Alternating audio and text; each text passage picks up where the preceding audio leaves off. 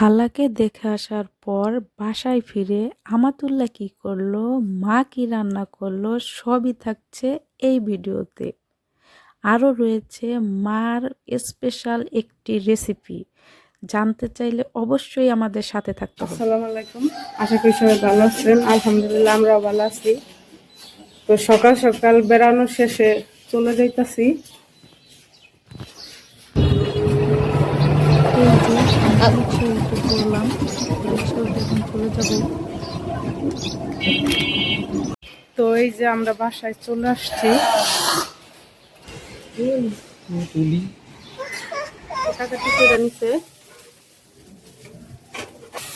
এই যে মাছ ভাজা শেষ, আর দুই পাশে দুই তরকারি মায় বসাই দিতেছে। আজকে আমাদের রান্না করা হবে ফুলকপি, সিম, আলু, মাছ দিয়ে একটা তরকারি আর পাতাকপি ভাজি। আর এদিকটা তো মশলা কষানো হচ্ছে। এই যে সবজিগুলা দিয়ে দেওয়া হয়েছে কষানোর জন্য। আর এই যে পাতাকপি ভাজি। এদিক দিয়ে আমাতুল্লাহ কি করে দেখি একটু। ওই যে আমাতুল্লাহ বৈশা বৈশা আপির সাথে চিপস খাও। হ্যাঁ, চিপস খাও। সে বৈশা বৈশা চিপস খাইতাছে। আর এটা হচ্ছে গত পরশু দিনের মটর শাক, আলু দিয়ে রান্না করা হবে। আর এইটার রেসিপি যদি আপনাদের লাগে অবশ্যই কমেন্টে জানাবেন। এদিকটাতে মটর কলাই শাক রান্না করা হবে।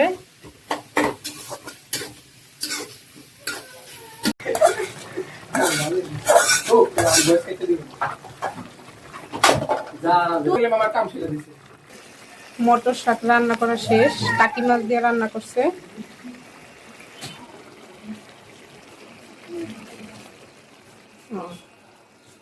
কি কি রান্না করলাম আবার একটু দেখাই। গুড়া চিংড়ি দিয়ে পাতাকপি ভাজি করা হয়েছে, ফুলকপি, আলু, সিম, টমেটো আর কই মাছ দিয়ে তরকারি রান্না করা হয়েছে। আর এটা মটর কলাই শাক, টাকি মাছ দিয়ে আলু দিয়ে ভেঙে চুরে রান্না করা হয়েছে। আর এটার রেসিপি আমার শর্ট ভিডিওতে দেওয়া আছে, তো আপনারা চাইলে সেখান থেকে দেখে আসতে পারেন। আমাতুল্লাহকে এখন ভাত খাওয়াবো। তো ভাত খাওয়াইতে যাই আমার রীতিমতো যুদ্ধ করা লাগে আমাতুল্লাহর সাথে, খাইতেই চায় না। ওই যে সে মাছ ধরে দেখাইতেছে আবার। রাখো বাবা, কাটা বিনবে, রাখো। ঝাল তুমি খাবে, রাখো। আচ্ছা মা দিতেছি তোমাকে খাওয়াইয়া। হ্যাঁ, আজকে সব ভাত খেয়ে ফেলবে। সিম খাও, একটু খাও তো। ও আল্লাহ, মাশাআল্লাহ। এই যে আমার পুস্কুটা দুপুরের খাবার খাইয়া ঘুমাই গেছে। তো এটা যতক্ষণ সজাগ থাকে বাসাটারে মাথায় তুলে রাখে। এটা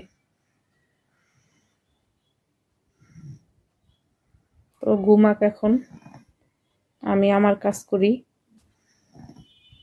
এদিক দিয়ে মা বিকালের নাস্তা বানানো শুরু করছে।